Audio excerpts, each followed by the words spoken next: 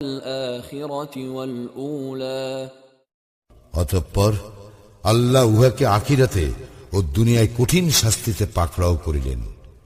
إن في ذلك لعبرة لمن يخشى যে ভয় করে তার জন্য অবশ্যই ইহাতে শিক্ষা রইয়াছে।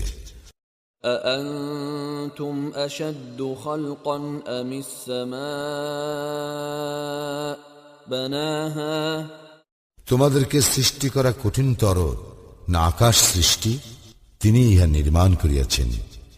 رفع سمكها فسواها তিনি ইহার ছাদকে সুউচ্চ করিয়াছেন ও সুবিন্যস্ত করিয়াছেন।